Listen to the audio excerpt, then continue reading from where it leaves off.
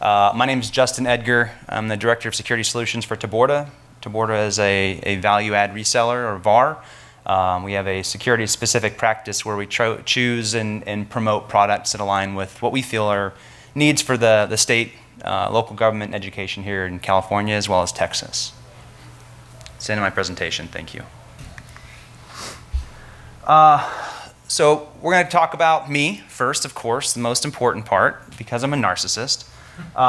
We'll talk about the problem as I see it, talk about kind of a summary of the solution in my mind, the way that I like to map risk, which drives log prioritization, and I'll talk about why I think that's important. Do a summary, answer any questions, give you some references, and then go eat lunch. Sound like a plan? Just a quick overview. So this talk is about my strategy for prioritizing the collection of logs, specifically around incident response. This is near and dear to my mind. I spent quite a bit of time as a product consultant and a customer success consultant, walking into organizations that had purchased some sort of log solution and were unhappy with that solution. Anybody here have a SIM, a log aggregator? Does log count? It absolutely does. But it doesn't have everything. Fair. Especially Outlook, Office 365 in the cloud, which is one of the biggest attack vectors as far as I'm concerned. Fair enough. We'll talk about that. Okay. Anybody else running aggregators? Pretty typical. I got you guys already. All right. Pretty typical. In the public sector in general, I see a couple of different things. One, I see that log aggregation as a business strategy is typically considered a bridge too far. Right? It's complex, it's complicated. It takes a lot of people to manage the care and feeding of any sort of log aggregation. On the other side of that, when people purchase it, they typically do not derive a lot of value from their log management solution, and then it becomes a thing that is too expensive, right? And you see the kind of the rotating door of us trying a product here and trying a product here. What I'm going to talk about today is the way that I look at risk to a business, and the way that I back that into an attack framework for that risk, and then the way that I choose artifacts that I want to log in order to provide visibility into that risk or that attack threat actor TTP, as well as kind of selecting the individual log types that I want to achieve. For the most part, this is incident response focused, knowing that in the public sector, we typically, A, don't have SIMs, so we're looking for a low-cost solution to maintain historical logging. And B, we often don't have the people to sit there and run a SIM every day and derive that value. So within the construct of this conversation, we're going to look at local threat assessment, the way we prioritize logs against that risk assessment, with the emphasis on storage for incident response, right? Something's going to happen at some point in time. Someone's going to come in and they're going to say, hey, what logs do you have? He's like, oh, well, I roll over 24 hours on my firewall, so good luck there. So that's kind of the gist. If that's not what you're here for, I will not be offended if you leave. And if it is, I'm glad you're here. I do like to keep this conversative, so if you want to call me out and call me stupid in the middle of it, totally fine with that. What's your name? My name's Justin. Nice to meet you. An introduction. So again, I'm the practice lead for our security practice at Taborda, a reseller out of Northern California. We also have a Texas location. I'm a former consultant and solutions architect for FireEye and Mandiant. I was there for almost 8 years. I'm a husband and a daddy. I have an 8-year-old daughter, a 5-year-old daughter, a 3-year-old daughter, and wait for it, a 10-month-old son. Finally kept my socks on. And I'm a veteran as well. I spent 12 years in the Army as a trigger puller. No IT experience there besides managing the radios. But I was any veterans here? That's awesome. I would be in the military parlance, they call a DAT, which is a dumb arse tanker. So I got to ride around on 72-ton death chariots for 8 years. It's a great time. Highly recommend it. Except for the whole going overseas thing. That's not great. So here's the problem as I see it. And if you don't agree, this talk is going to be really boring. You're going to have a security incident. You're not going to be able to handle that yourself. I think that's just a fact of life in the public sector, right? Things happen, you're going to call for help. We talked about the CalSIC, right? There's a lot of resources here in the state that you can leverage, military department, CHP, CDT, thank you, and CalSIC are kind of the big ones that can kind of provide some assistance. But in the public sector, you're going to be exposed to an incident that you're not going to be able to handle on your own. You're going to be able to provide information to incident responders to help them accurately and adequately make a decision as to what happened, right?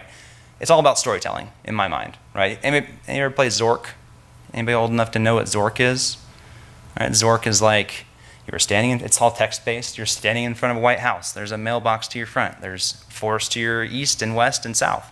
And one step at a time, you kind of build out a picture of what happened, right? I used grid paper, right? Just draw a picture of the house, and you go one forward, you pick up the bird, and you throw it in the fireplace, all this stuff, right? I feel like incident response is very similar. Sorry I can't see you. Column in the way. I'll peek occasionally, make you feel included. What's in this column here? It's my thinking column. I specifically requested it. I saw him coming and need a eye contact break. So in my mind, instant response is about telling the story. Somebody comes in who's a better storyteller than we are, who understands the chapters and the actors and all that, and then at some point in time, they hand to you a report that says, here's what happened, and here's what to do about it, and here's how to prevent it from happening next time. Logs and historical data are the individual nouns and verbs and adjectives that you have and you should have to provide to those incident responders in order to tell that story. This is something that I feel we don't do particularly well. There's a lot of feedback from your state response mechanisms to say we get down there and it's just green field, like literally looking on devices for local logging and things like that. So this is kind of why I think this is important. We talked about it earlier. It's hard. Log management's usually kind of an all or nothing. We bought a thing, go throw the stuff in it. We start with the things that are the highest volume and easiest to achieve and don't really take a risk-based approach to prioritizing what we're collecting. If you can't tell, this is a vendor agnostic spiel, right? So I'm not going to dive into individual products. I'm just going to talk about this in generality. All the things, right? Log all the things. That's what we typically do. And then we wonder why we don't have storage and why we're paying so much and why we're not getting value out of it and why management wants a new tool and it has to go to the cloud and now it's called big data, right? All that stuff. Super frustrating. When we could achieve most of this with syslog. Anybody disagree? Does it feel like a problem? If it's not, this talk's really short. Okay, great. So what I do, both now as a sleazy salesperson and before as a customer sentiment focused consultant, is start with analyzing your threat exposure. Who is it that you think is going to come after you? What data do you have? How valuable is that data? How much of that data do you have? All these calculations and calculus go into figuring out who you think is going to come knocking at the door first. 2, map that threat actor's TTPs to your environment. And then start aligning your evidence collection with those threat TTPs. I know it sounds crazy, right? But this is, in my mind, a risk-based approach to collecting the things that you need when the lights go out. Lather, rinse, repeat. Just like everything else, this is an iterative process. If you do this once, you're ahead of the game. But if you only do it once, you're never going to get better, right? You're going to find new things. You're going to have new data. You're going to find new points of exposure. You're going to change infrastructure, architecture, all this stuff. And the bad guys change, believe it or not. And they change faster than we do, I'd argue.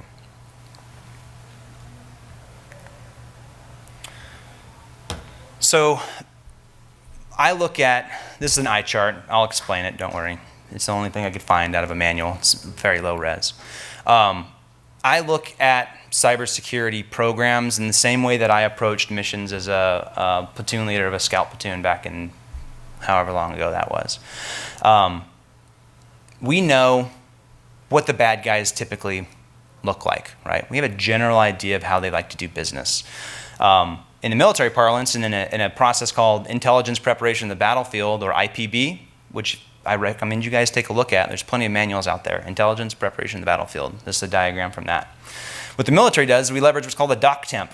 We know what the Russians look like when they're performing reconnaissance. They have this many Burdams. They have this many tanks. They have air support, fire support. You know, they have command and control. They have supply chain. We have a general idea of the way they operate. And that starts out with the dock temp at the top. We then take and apply the environment to that template.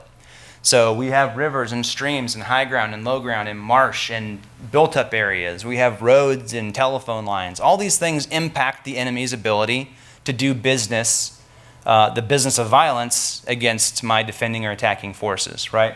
So we combine this doctrinal template, which says this is how the bad guys do business. This is our threat actor TTP. We map that against our battle space. And there's a whole big fun exercise that majors get involved in to make this happen. And that's taking those bad guys and putting them on the environment. This is where I think they're going to go. This is where I think they're going to put field artillery, all these things. And that becomes a situation template. This is what I think the bad guys look like. We then take a look at that and we look at the way the enemy does business and we figure out, okay, what's the most likely way the bad guys are going to attack? They're going to send reconnaissance around over here. They're going to identify our main body. They're going to bring the tanks in for flanking movement. They're going to pound us with artillery in the meantime. So those courses of action are the actions that we expect the enemy to take on as we start to draw near. So again, and we'll come back to this later, we think about this in terms of the enemy's most likely course of action. This is what's probably going to happen, versus the enemy's most dangerous course of action, which is leveraging the assets they have available. This is the absolute worst case scenario for us as the blue forces. All that goes into a course of action template, and from there we start building a defense. So I can say, okay, and this is, again, super relevant in the IT space, intelligence preparation of the battlefield. It's a very interesting kind of topic to learn and has served me well in my time. And what we do now is we've taken a very complex thing. What are these unknown bad guys going to do when we run into them haphazardly? And we've started to derive from our analysis structure. We've started to do some predictions, right? We think that they're going to show up here first because of this reason. We think they're going to go around here next because of this reason. This same process is super, super relevant in IT security in particular, right? We have general threat profiles. We probably spend an inordinate amount of money subscribing to some sort of intelligence feed that tells us that this is what the bad guys do and how they operate.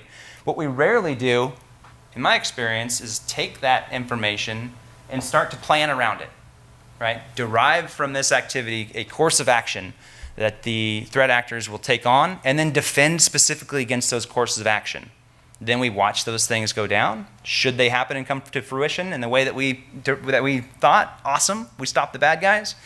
Most likely there's going to be some refinement. Again, this iterative approach. We go back, lather, rinse, repeat. Any questions so far? All right. Let me take a quick poll real quick. Who do we have in the room? So how many people are in state or local government here?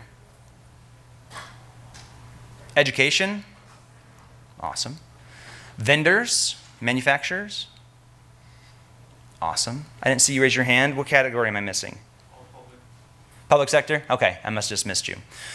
How about roles? How many people would consider themselves an executive that has some sort of interest or alignment with cybersecurity or information security? Executive level. Okay. What about mid-level management? Managers? Managers, you're running a team of people doing something, reporting to someone else. Okay. And then analysts, guys on keyboard. Okay, great. You'll be tested on that later. So this is the way that I like to look at mapping risk. This is a real simple exercise. I should hope you guys are doing this. If you're not, take this slide, maybe consider that. But I consider your adversary, your bad person that you are going to encounter most frequently in your particular environment, is really relative to a combination of 4 factors. The service that you deliver, the data that's required for the delivery of that service, the sensitivity of that data, and the volume of that data. Those 4 factors combine to give you a general idea of the threat actor against whom you are going to most likely be engaged. Any disagreement there? Awesome. I love being 100% right 100% of the time. So here's some examples. Health insurance. There haven't been any health insurance breaches, have there?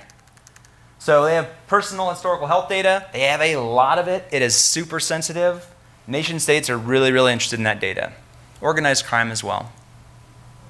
If you build fighter jets and you have the recipe for some sort of niche composite material, you own some sort of proprietary manufacturing process for that data or for that material, which is very, very highly sensitive, but low in volume. And still we're looking at nation states for that type of targeting. Retail transactions, that hasn't happened. Personal financial transactional data, right? Straight up, give me your money. Moderate level sensitivity individually, but a very astronomically high volume, particularly when you tack every point of sale service for a very large retailer. And organized crime's totally into that. And at the end, public-facing infrastructure. You know, this is where your hacktivists go to claim they have that elite sauce and put their pictures up on someone else's webpage. No real data there, just the fact that it's public-facing, they can kind of get an eyeball on what they're doing. And hacktivists really live in that space. So, again, just a quick poll. Raise your hands. Who here is in the defense industrial-based space that builds components necessary for the defense of the country? 1, 2, 3. All right, okay, good. How many people run and manage like a nationwide point-of-sale system service for a retailer? Just a couple. I'm involved with it, but it's another group. Okay. I'm going to give you a partial credit on that one. You need like a 0.5. Okay. How many people have highly visible public-facing infrastructure? What does that mean? A website that someone would love to put nasty pictures on. Probably everybody, right? But let's be honest, you know, this is the only build slide, don't worry. Civil services, right? In the public sector, we're delivering services to either straight to a constituency or to another agency that supports a constituency, right? We typically in the public sector exist, I'm being very generous with the we, to deliver services to people. And the misnomer, in my opinion, is that because that data is typically public, we are not at risk for attack, right? We have public record data. It's low sensitivity and moderate levels of volume. So why should I care about aligning my security defense posture against a particular threat actor, right? We're just going to buy a bunch of tools, put some protection in place, monitor those tools, away we go. So it's kind of surprising, really, in practice. How many breaches of public sector entities have you guys seen in the last year or two? 5. There's a lot, but there's a handful of very, very notable ones, right? And those range everywhere from ransomware, where it's just visible, like San Francisco, right? Metro got hit up there. You got a free pass. You just go through the gates because all the point-of-sale terminals had ransomware messages on them. Port of San Diego, another big famous one, right? Where you really, it's ransomware, but it interferes with port operations or the perception thereof. What we're finding is that the public sector is certainly more targeted than we perceive it to be. Anybody familiar with China's 5-year plans? You ever heard of this? Raise your hand if you've heard of China's 5-year plans. Okay. China's 5-year plans detail their strategy for commerce and interaction with the world in 5-year blocks, right? So in this particular case, where we've shifted in the most recent 5-year plan is China is emphasizing improving and building upon their civil services, their ability to positively impact the people of China. And there's a lot of them. So no big surprise if you start looking at these breaches, the collection of process data around how you deliver services to people becomes a trend, right? Is it healthcare? Absolutely, it's healthcare. Look at all the healthcare data that's gone. Is it financial data? Absolutely. And also it's the delivery of local social services. So for the first time, I would say that our exposure level in the public sector is much higher when it comes to the likelihood of encountering a very dedicated, potentially nation-state-backed adversary. And I think that we need to take the time to align ourselves appropriately and provide defense in that realm. Any questions about this? Well, how can China emphasize improving services when the pollution is like off the grid? It's getting better. It's part of the plan, right? So it's a slow process, but it's there. There's before a fix comes awareness, and you can see that a lot of their planning has to do with how do I give people health care, how do I make environmental change. Well, if air is poison, how does health care? You need a lot more health care. Yeah. Any other questions? Is that just the second slide? Brilliant. So let's talk about kind of attack against government services. In this particular case, anybody recognize the model that we're using here? Whose is this? MITRE. So this is MITRE. There's a million of them out there. I chose MITRE because someone during the planning session said they preferred MITRE. If we look about some common TTPs that you enter in that we find in the wild, you look at the devices that those TTPs touch as they're being waged, that attack is being executed against your environment, and you look at the logs that are required to collect against that. This is a very interesting exercise. If I know who's attacking me, I know how they're going to do it, then I start mapping the storytelling component that I will require for incident response against what I'm collecting historically. And this is where it starts to get interesting in my mind. This may become, who's bored as heck? Anybody want to leave? We're talking about logs, right? Logs are not exciting. I won't be offended. So, a spearfishing attack. It's going to start with spearfishing attachment, maybe some PowerShell. I can't walk in front of this thing, so I'll use the laser.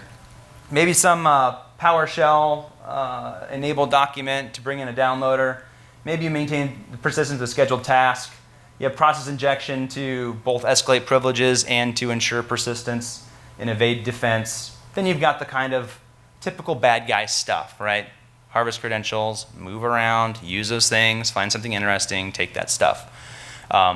So this is just one TTP that if I were looking at myself as a public sector entity would probably be pretty relevant and prevalent, right? Our emails, this stuff's coming through email all the time.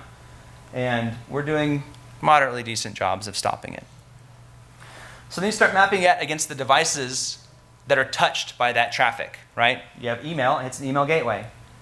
Once it's executed, it stays on the endpoint for a while. This becomes very hard to detect without some sort of EDR solution. This is also very hard to log, and we'll talk about that in a minute.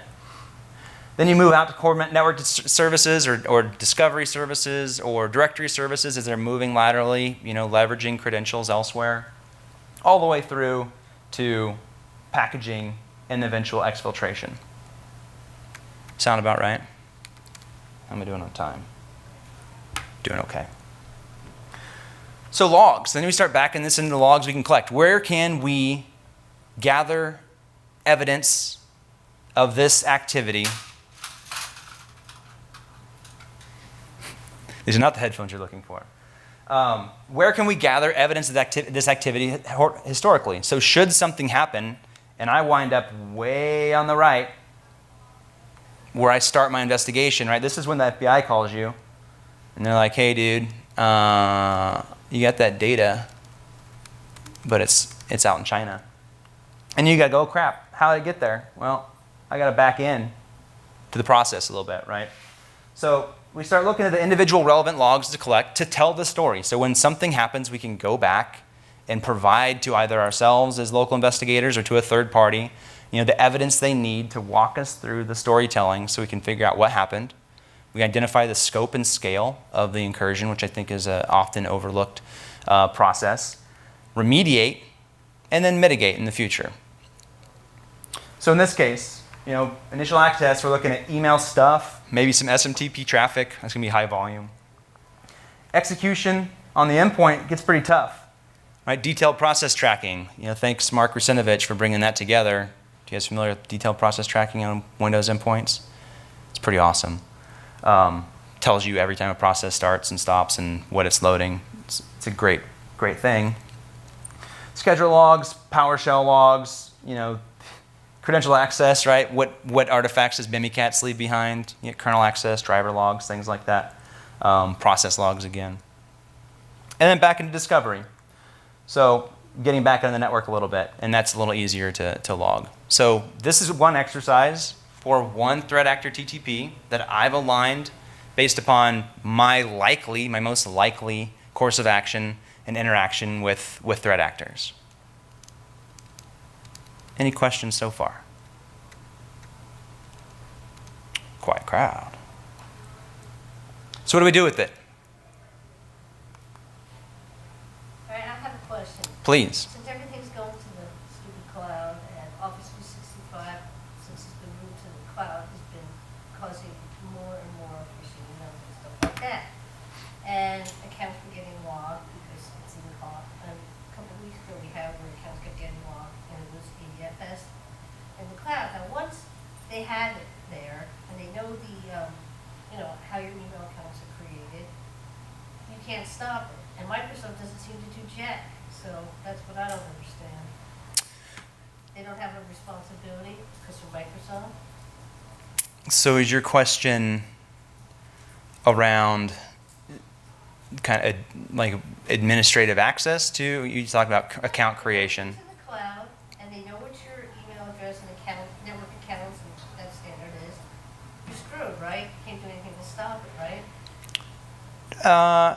I think prevention measures are still possible, right? In the context of this particular conversation, I think the biggest challenge is kind of an absence of logging availability and visibility. Well, Microsoft says they only keep a couple of days. Yeah, and that's a challenge. And they're huge, too.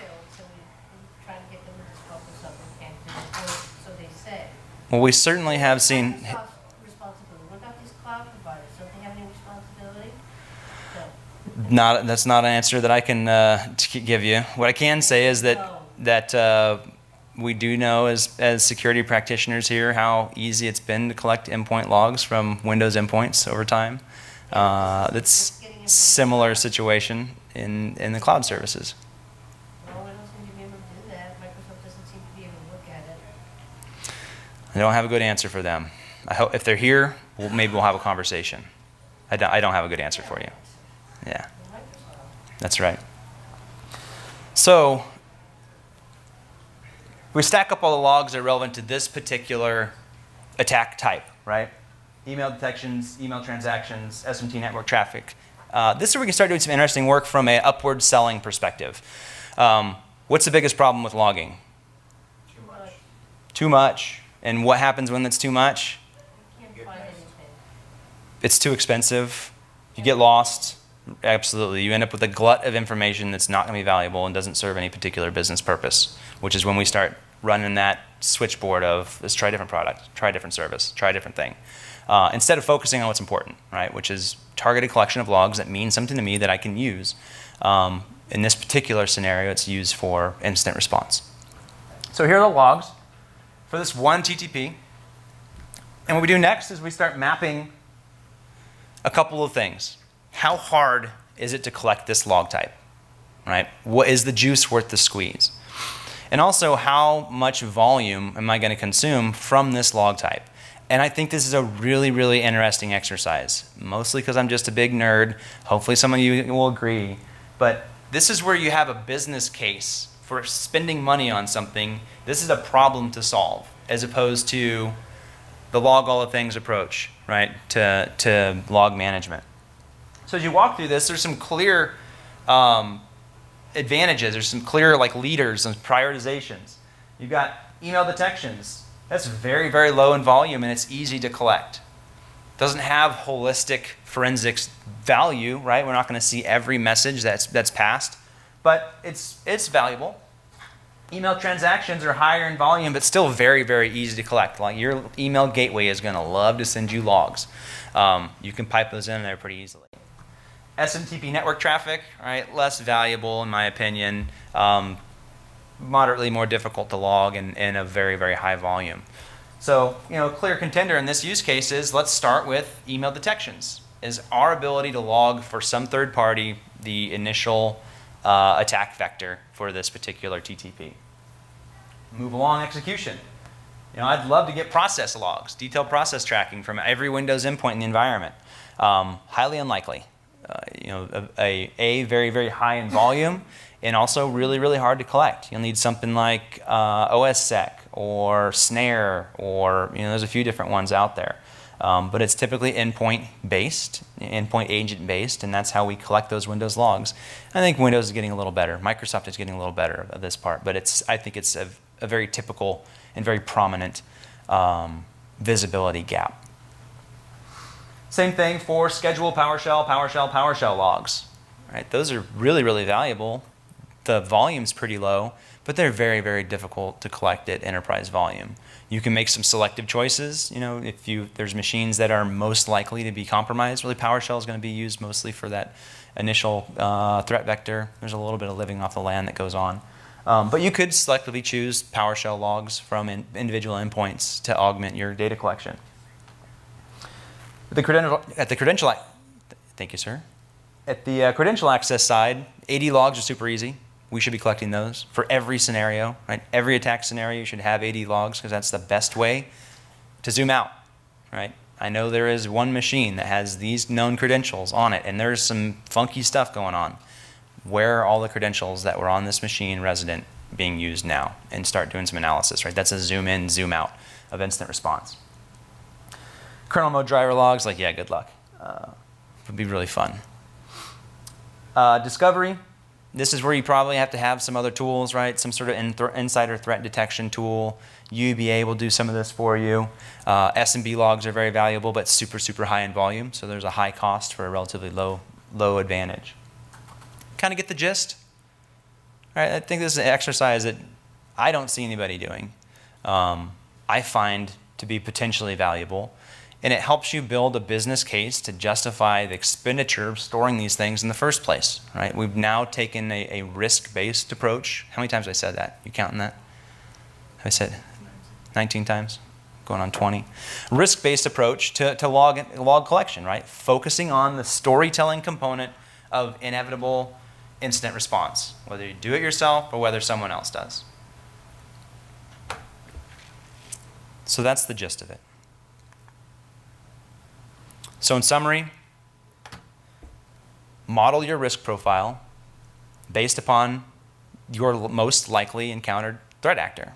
Understand the way they do business, and then build your operations around finding them doing that business, and then eventually proving to someone else that that's what happened, right? And that's kind of that targeted log collection component. Cost and operational burden are important to consider when you're performing this analysis, right? There is a cost, an intangible cost to collecting logs that are very, very difficult to get your hands on. Detailed process tracking logs for Windows devices, for example. Very, very valuable, but a heavy lift to collect and maintain. And then the volumetric analysis. If I can pick one log that's lower in volume than this other log, and there's orders of magnitude and difference, then let's choose the lower value one. And then lather, rinse, repeat. Is that not effective? Do we need to boost it up? Now we're informing our leadership about changes that need to be made and money that needs to be spent for a reason. Revisit, revise, review. Iterative process, right? Do it once for one threat scenario. Compare that against what you're logging now or not logging now. And then do that for another threat scenario. And then kind of see how that pans out over time. Again, an iterative process. You said former military, you ever been through MDMP, military decision-making process? Yes. It is the epitome of lather, rinse, repeat, over and over and over and over. But it's important, right? You make improvements that way. So, we're down to almost time, or maybe time. Here's some interesting references. You don't need to copy these down. I use these to kind of enumerate some of the artifacts that I leveraged in this presentation, so I felt obliged to kind of communicate that to the authors or give them credit.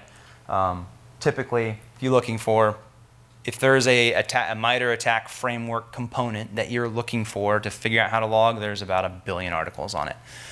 People are actively doing this kind of work. So hopefully this is the impetus for you to at least consider modeling threat actor activity and then leveraging that for historical data collection. Do you have any questions? How do I get my 45 minutes back, Justin? No luck. You had mentioned an earlier slide something about FBI and other resources to help. Mhm. And how do you rate them as a resource? Well, I think that there's some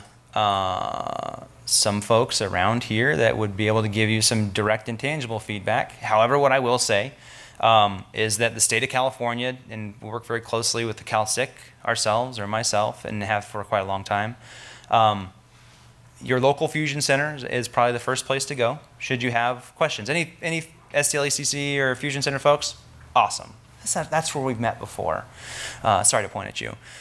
Local resources, STLECC is a great place to call when a fire is starting, right? Not only are they adept and capable and well-informed to the threat landscape, they also know all of the state resources that you can leverage to bring to bear should something happen. And we saw that happen a lot at the end of the year, right? For some reason, there's a lot of Emotet activity in December. It's like it's the Emotet offensive. I just made that up right now on the fly. Trademarked or copyright, the Emotet offensive. But your local fusion center is a great resource in order to engage the state level assets that are available. And that's CHP, CHP, CalSIC, local fusion centers, military department are really the ones, and CDT, California Department of Technology, really come to mind.